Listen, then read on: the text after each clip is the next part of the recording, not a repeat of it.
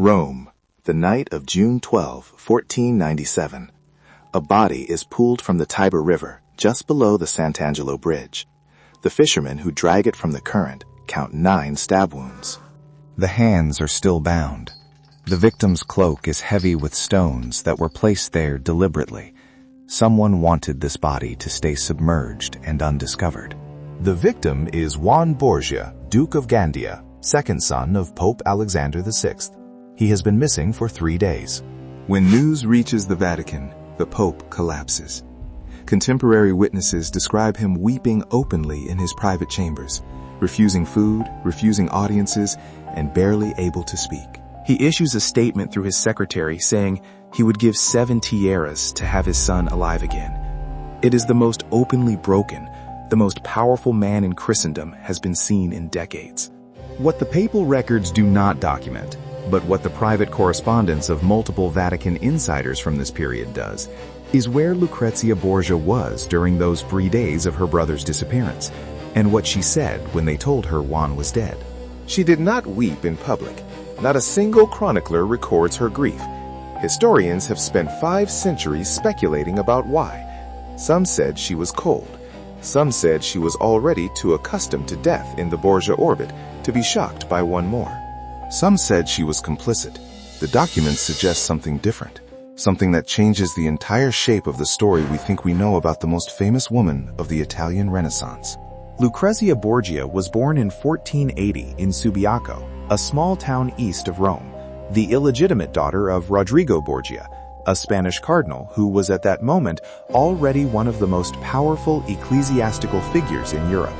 Her mother was Venezia de Catanei, a Roman noblewoman who had 3 children with Rodrigo over nearly a decade, living in a relationship that was an open secret in Vatican circles. Illegitimacy in 15th century Italy was not the social catastrophe it was in some other European contexts, particularly not for the children of powerful men who chose to acknowledge them. Rodrigo Borgia not only acknowledged his children, he kept them close, unusually close. By the time Lucrezia was 3 years old, her father had already begun thinking of her in political terms. This is documented in correspondence that was later archived by Cesare's own secretaries. Rodrigo Borgia was not a man who had children in order to love them. He had children in order to use them, and he used each of his acknowledged offspring as a piece in the vast chess game of Renaissance Italian politics, where marriages were weapons, alliances were currency, and the body of a young woman was among the most valuable assets a family could hold. In 1492, when Lucrezia was 11 years old, her father was elected pope. He took the name Alexander VI. Within hours of his election, the calculations already underway about Lucrezia's future intensified dramatically. She was no longer merely the valuable daughter of a powerful cardinal. She was now the daughter of the Vicar of Christ, a fact that made her matrimonial worth nearly immeasurable in the political landscape of the Italian peninsula. She was 11 years old, and she was already betrothed twice. The second betrothal had already replaced the first, because the first alliance had become politically inconvenient. Neither time was Lucrezia consulted. Neither time did anyone record what she thought. The record of Lucrezia Borgia's inner life is fragmentary and largely silent, because silence was imposed on her. What survives in her own hand are letters, mostly to her father and brother, composed in the careful, deferential language of a young woman who had learned that her words would be read by people who controlled her fate. She does not complain in these letters. Complaint was not a viable option. But the archivists at the Este family archive in Ferrara, where Lucrezia's papers were eventually deposited after her death, have noted that the letters she wrote in her early years have a quality of elaborate blankness. She describes events. She relays facts. She almost never describes how she feels. This is not the silence of a woman who had nothing to say.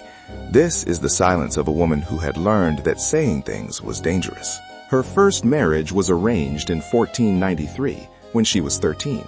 The groom was Giovanni Sforza, Lord of Pesaro, a man in his mid-20s who belonged to the powerful Sforza dynasty. The marriage was a political calculation. It bound the papacy to the Sforza network at a moment when Alexander needed allies in northern Italy. Lucrezia had no input into this selection. She met Giovanni Sforza for the first time at the wedding ceremony. By all accounts, Giovanni Sforza was not cruel to her in the first years of their marriage. He was simply irrelevant to the plans her father and brother were already laying for her next phase of usefulness. And within 4 years, those plans had changed. The Sforza alliance was no longer needed. Giovanni Sforza had outlived his diplomatic purpose, which meant Lucrezia's marriage to him had also outlived its purpose. What happened next is documented in extraordinary detail in the Vatican archives, and it is one of the most revealing episodes in the entire history of the Borgia family's relationship to Lucrezia, because it reveals not simply that her father and brother controlled her, but how completely they were willing to destroy her reputation in order to exercise that control. The annulment proceedings against Giovanni Sforza began in late 1496. The grounds selected were not diplomatic inconvenience or incompatibility. The grounds selected were non-consummation, the legal claim that the marriage had never been physically completed, which would technically restore Lucrezia's virginal status and make her eligible for another arranged marriage. Giovanni Sforza was not willing to accept this characterization quietly. He understood what was being done to him. He was being cast as impotent or incapable in the most public possible manner, and he fought back. He wrote letters to his Sforza relatives that were preserved and have since been recovered by historians working through the Sforza family archive in Milan. In those letters, Giovanni Sforza does not dispute that the marriage is over. He disputes the reason given for the annulment, and in those letters he makes a claim that has haunted Borgia scholarship ever since. Giovanni Sforza wrote that the Pope wanted to dissolve the marriage not because it was unconsummated, but because Alexander VI wanted his daughter for himself. Historians have debated this claim for 5 centuries. The question of whether Rodrigo Borgia's relationship with Lucrezia crossed into abuse of power is one of the most contested subjects in Renaissance scholarship, and it deserves to be treated with the precision the evidence allows, which means acknowledging what is documented, what is alleged, and where the boundary between them falls. What is documented is this: Alexander VI kept Lucrezia in a state of near total personal dependence throughout her adolescence and early adulthood. He housed her primarily in the Vatican. He controlled every aspect of her social life. He selected her companions. He read her correspondence. He made every decision about her existence that could conceivably be made. This is not disputed by any historian. It is in the record. What is also documented is that Alexander VI's behavior toward Lucrezia was sufficiently abnormal by the standards of 15th century Italy, where papal behavior was scrutinized by every ambassador, cardinal, and foreign dignitary in Rome, that multiple contemporary observers commented on it independently. The Venetian ambassador's dispatches from this period, preserved in the Archivio di Stato di Venezia, include several passages describing the Pope's behavior with his daughter in terms that the ambassador found remarkable enough to report to the Venetian Senate. The Florentine ambassadorial dispatches from the same period contain similar observations. Contemporary observers in Renaissance Italy were not unfamiliar with powerful men and complicated family relationships. For them to find Alexander's behavior toward Lucrezia notable enough to record in official diplomatic correspondence suggests the behavior was outside the range of what they considered normal, even in that context. What Giovanni Sforza alleged specifically falls into the category of a claim made by a man who had powerful reasons to defame his former in-laws, and that motive must be weighed in any historical assessment. But the claim did not appear only in his letters. It appeared in various forms in the satirical literature of the period, in the dispatches of multiple ambassadors, and in the writings of Burchard, the Vatican's own master of ceremonies, whose diary is one of the most precise and detailed records of Vatican life in the Borgia era. Burchard was not a polemicist. He was an administrator who recorded what he observed. His entries about Lucrezia's presence in the Vatican during this period are careful, opaque, and in several places, notably incomplete, as if he had begun to write something and then stopped. The incompleteness of Burchard's diary at certain key points is itself a form of evidence. Men who lived inside the Borgia apparatus and wished to continue living did not always put the most dangerous observations into writing, but they sometimes left traces of where they had stopped writing. If you are finding this difficult to sit with, if something about the picture being assembled here creates discomfort that feels disproportionate to what you expected from a documentary about Renaissance history, that response is accurate. This is the appropriate response to what the documents reveal. The discomfort is the truth trying to become legible. Now consider where Cesare Borgia fits into this structure. Cesare was Lucrezia's older brother by roughly 3 years. He was also, by almost every historical account, the most dangerous member of a family that had made danger into a governing philosophy. He would eventually become the model on which Machiavelli based the prince, the figure of the utterly rational political operator who uses force and deception interchangeably as tools, who feels no obligation to conventional morality, and who is willing to commit any act that serves his strategic purposes. Caesar's relationship with Lucrezia has been the subject of significant scholarly debate. The same pattern of claims that existed around Alexander's behavior also circulated around Cesare. Claims that originated partly in political enmity, partly in the extraordinary intimacy that contemporary observers noted between brother and sister, and partly in Cesare's own documented behavior in other contexts, which showed no discernible limit on what he considered permissible when he wanted something. What is documented without dispute is the following. Cesare murdered at least one of Lucrezia's husbands. He may have killed 2. He certainly controlled which men were permitted to remain in Lucrezia's orbit, and he demonstrated that control in the most absolute terms available to him. Alfonso of Aragon, Lucrezia's second husband, was a genuinely affectionate match, something rare in the Borgia marriage portfolio. Contemporary accounts describe the couple as fond of each other, which was unusual enough to be remarked upon. Alfonso was the illegitimate son of the King of Naples, handsome, amiable, and without political enemies of his own. In the summer of 1500, he was attacked on the steps of St. Peter's Basilica by a group of masked men. He survived the initial assault, badly wounded. He was carried into the Vatican to recover. While he was recovering, Lucrezia nursed him personally. Multiple sources record her nursing him day and night for weeks. His condition began to improve, and then, in August 1500, he died. Burchard's diary records the circumstances with characteristic brevity. Alfonso of Aragon was strangled in his sickbed by a man described as Michelotto, a nickname for Miguel de Correa, Cesare Borgia's personal executioner, who followed Cesare throughout his campaigns and was responsible for carrying out the murders Cesare ordered. Michelotto entered the sick room while Lucrezia was away from Alfonso's bedside, the one moment when she was not present, and that was when it happened. The question of whether Lucrezia knew in advance is one historians cannot answer with certainty. The question of whether anyone doubted Cesare had ordered it is one the sources answer unambiguously. No one doubted it.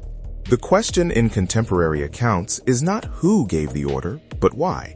And the why the sources propose is that Alfonso of Aragon had begun to matter to Lucrezia in a way that threatened the structure of control her brother maintained over her. A wife who loved her husband was a wife who had an alternative source of loyalty. That was not acceptable to Cesare. After Alfonso's death, Lucrezia collapsed. The accounts describe her withdrawing from court, weeping in a way she had not wept publicly before, showing a grief that alarmed the people around her. She requested permission to leave Rome and go to Nepi, a small town about 60 kilometers north of the city, where she spent several months. Her father allowed it. She was permitted to grieve, at a distance, where her grief was not visible to the ambassadors and cardinals who passed through the Vatican daily. While she was at Nepi, she wrote letters. Most of them do not survive in her own handwriting, but the responses to them do. Responses from her father, from household officials, from various functionaries, and from those responses, historians have been able to partially reconstruct what she was writing. She was not writing about politics. She was not writing about remarriage. She appears to have been writing about her state of mind in terms that caused concern among those who read her letters. She was not permitted to stay at Nepi indefinitely. The political machinery did not stop because she was grieving. By early 1501, negotiations were already underway for her third marriage, to Alfonso d'Este, heir to the Duchy of Ferrara, one of the most prestigious secular titles in northern Italy.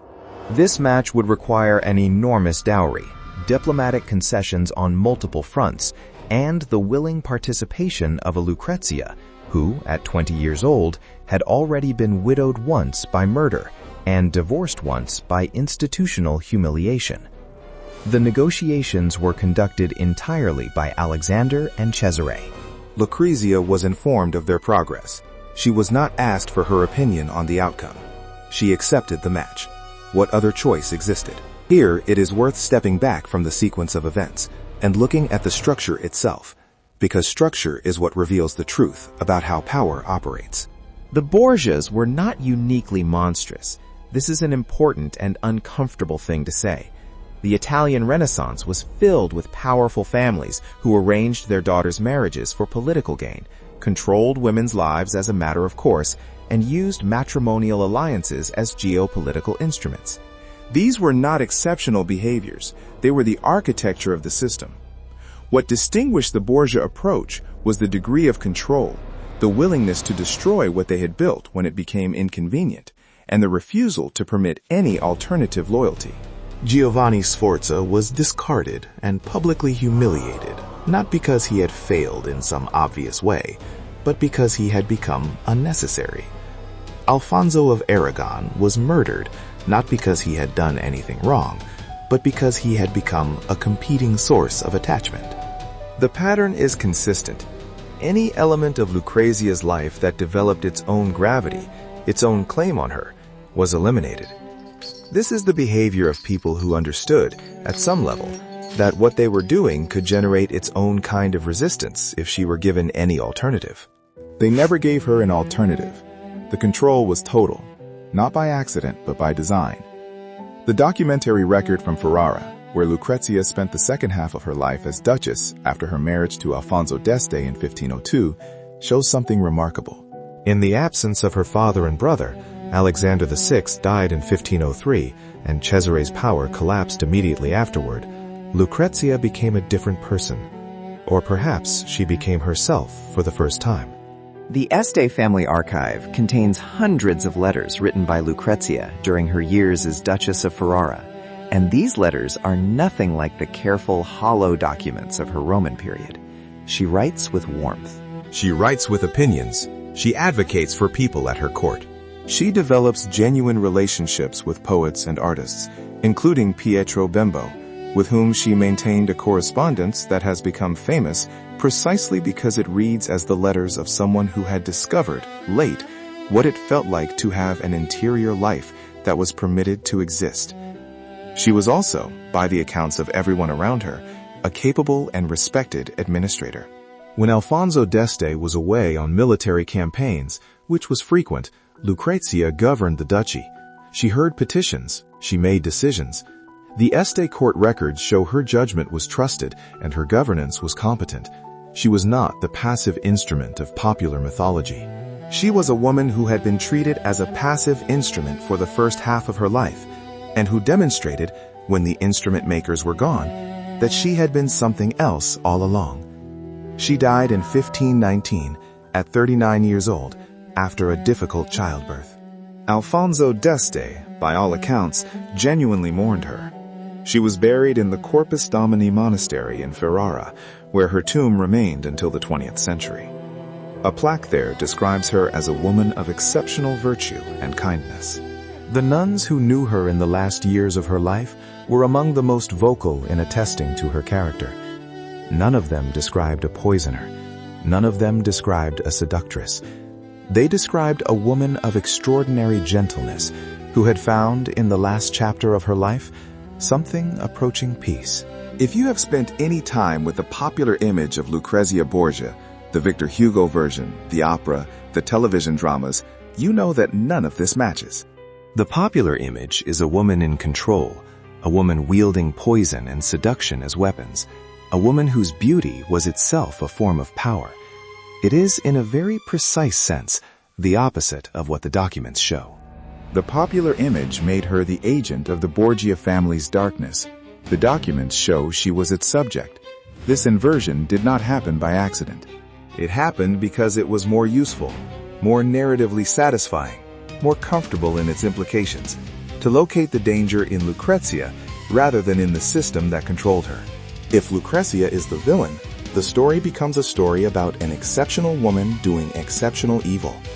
If Lucrezia is the subject, the story becomes a story about what power structures do to women who exist inside them without recourse.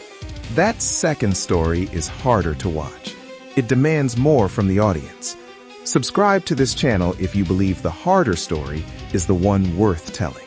The one the history books buried is the one that changes how you understand the world we inherited from the people in these archives. Turn on notifications so you do not miss the next excavation. And tell us in the comments, what other historical women have been handed the villain's costume to cover what was actually done to them? What the Borgia case reveals is a pattern that predates the Renaissance and survived it. The machinery of control, the arranged matches, the controlled correspondence, the eliminated alternatives, the strategic deployment of reputation as a weapon, was not invented by Rodrigo Borgia. He simply applied it with unusual thoroughness to a daughter who was unusually close to the center of his power. The machinery has operated in different forms across different centuries and different cultures, always with the same fundamental logic. Control what she is permitted to want, and you control what she is. Lucrezia Borgia spent the first half of her life inside that logic. The evidence of what she became in its absence suggests she understood, even while inside it, that it was wrong. There is a letter she wrote in 1517, 2 years before her death, to a young woman at the Ferrara court who was navigating a difficult matrimonial arrangement. The letter is in the Este archive. Lucrezia writes with the authority of someone who has lived in the machinery she is describing and emerged from it into something she values enough to want to protect in someone else.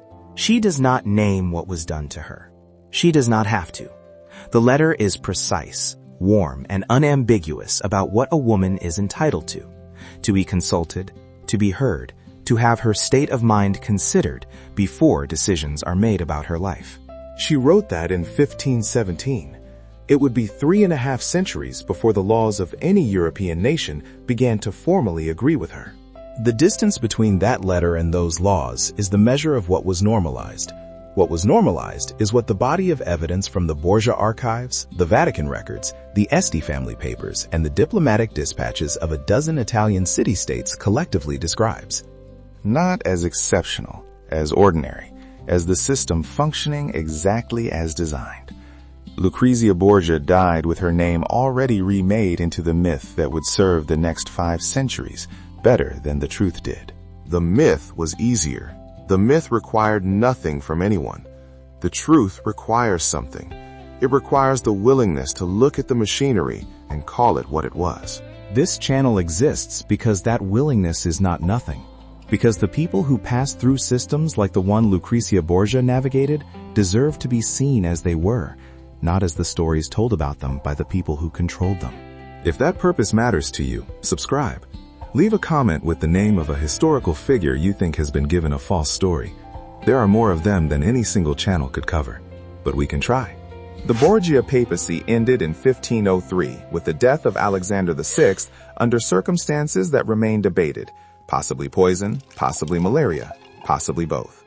Within weeks of his death, Cesare Borgia's political empire began to collapse with startling speed, as if it had been held together by nothing more than the Pope's will and Cesare's violence, which, in retrospect, it had been. The records from the final Borgia years in Rome include one document that historians have not widely discussed, possibly because it is brief and easy to overlook amid the volume of material from that period. It is a request filed through a Vatican official in 1502, shortly before Lucrezia left Rome permanently for Ferrara. The request is for access to certain rooms in the Castel Sant'Angelo that had been used as private apartments during the years of Alexander's papacy. The request is made on behalf of Lucrezia. It is denied. The reason given for the denial is administrative. But the Vatican functionary who recorded the denial added a marginal note, in the cramped, practical handwriting of someone making a record for his own purposes, rather than for posterity, that the rooms in question had been ordered sealed by the Pope himself sometime earlier, and that the sealing had been done at night by people he did not recognize. The marginal note ends there. The rooms were never opened. The Vatican records do not explain what was in them that required sealing, or what Lucrezia hoped to find by asking to enter. Some questions the archives can raise more clearly than they can answer. This is one of them. But the question itself, a woman trying to access rooms that had been sealed by her father, denied, the matter closed, is a precise image of the structure her entire life had been built inside. Doors closed by powerful men. Access was determined by their decisions. Her requests were recorded and refused. She left Rome in January 1502 and never returned. What she found in Ferrara, the governance, the poetry, the warmth that radiates from the letters of her last 17 years, was not a happy ending in any simple sense. It was a woman reassembling herself from what had been left intact after the first half of her life. The fact that something was left intact is itself remarkable. The fact that it was enough to build from is the most complex and honest thing the documents offer us. The myth of Lucrezia Borgia as a femme fatale, as a poisoner, as a willing participant in the Borgia darkness, that myth was constructed from the outside by people who found it more useful than the truth, and it has been maintained because it continues to be more comfortable than the alternative. The alternative is a story about systems, about how power, when it has total access to a person, can shape that person's life while systematically erasing the evidence of its own operation. The alternative requires the audience to ask not what Lucrezia did, but what was done to her, by whom, and why the people with the authority to stop it never did. The Vatican archives are open to scholars. The Este papers in Ferrara are catalogued and accessible. The Sforza correspondence is preserved in Milan. The diplomatic dispatches that describe what observers saw are in Venice. The evidence is there for anyone who wants to look at it without the myth in the way. What the evidence shows is a woman who was used, controlled, and survived.